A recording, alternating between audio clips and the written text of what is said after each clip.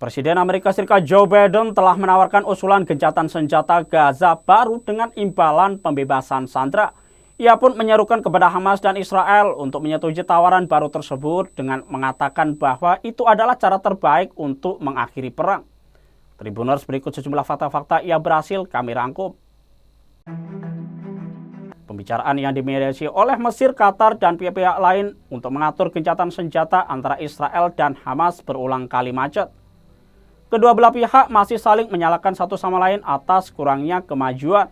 Usulan baru gencatan senjata di Gaza ini muncul setelah Israel menghadapi tekanan baru dari dunia internasional usai mengintensifkan serangan ke Rafah tempat jutaan pengungsi berlindung. Perdana Menteri Israel Benyamin Netanyahu juga mendapat tekanan di dalam negeri untuk membebaskan para sandera dari tangan Hamas.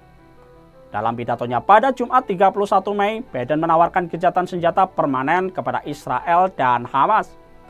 Biden mengatakan proposal baru tersebut adalah peta jalan menuju gencatan senjata abadi dan pembebasan semua sandera.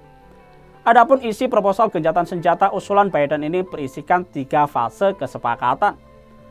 Fase pertama, Israel dan Hamas akan melakukan gencatan senjata selama 6 pekan. Selama masa ini, kedua belah pihak bakal berunding untuk menghentikan perang secara permanen di Gaza. Perundingan bisa lebih dari 6 pekan dan Biden mengusulkan gencatan senjata tetap dilakukan sampai ada keputusan. Fase kedua, yakni Hamas membebaskan semua sandera dan militer Israel menarik diri dari Gaza. Dan lalu pada fase ketiga akan mencakup rencana rekonstruksi besar-besaran di Gaza. Meski masih tahap rencana, namun sejumlah pihak merespon positif isi usulan gencatan senjata baru yang diumumkan oleh Biden.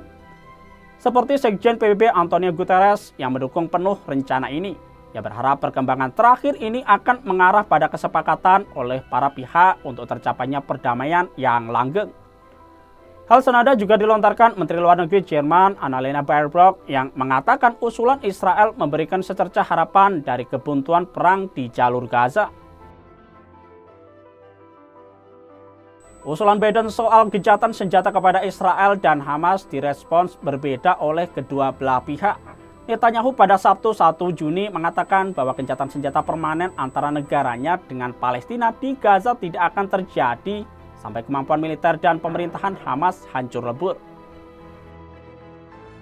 Netanyahu menegaskan negaranya akan terus melanjutkan perang hingga semua tujuannya tercapai.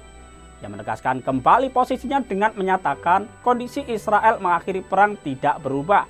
Ia menegaskan kembali posisinya dengan menyatakan kondisi Israel mengakhiri perang tidak berubah, yaitu kehancuran militer Hamas dan kemampuan pemerintahannya membebaskan semua sandera dan memastikan bahwa Gaza tidak lagi menjadi ancaman bagi Israel.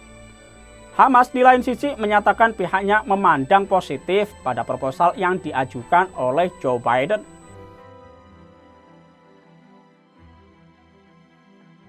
Dan Menteri Keuangan Bezalel Smotrich dan Menteri Keamanan Nasional Itamar Ben-Gvir menyatakan akan mundur dan membubarkan pemerintahan Israel yang dipimpin Benyamin Netanyahu.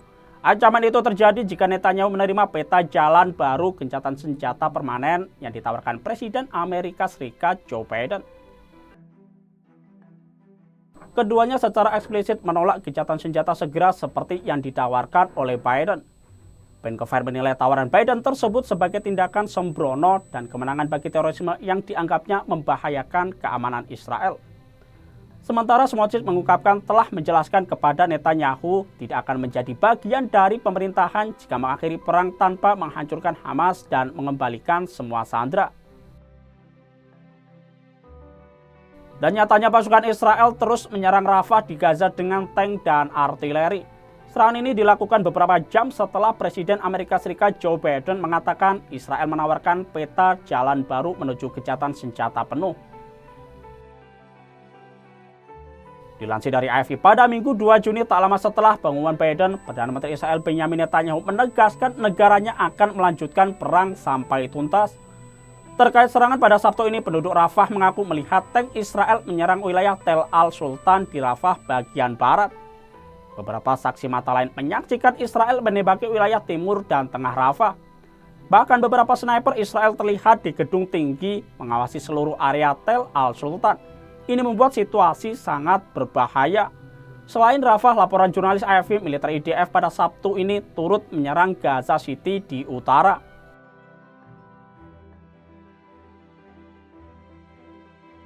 Dan Tribuners, itulah sejumlah fakta-fakta yang berhasil kami rangkum. Nantikan fakta-fakta lainnya di media sosial Tribun Jateng dan terima kasih atas kebersamaannya.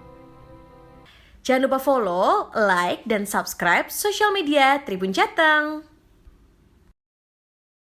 Download Tribun X sekarang, menghadirkan lokal menjadi Indonesia.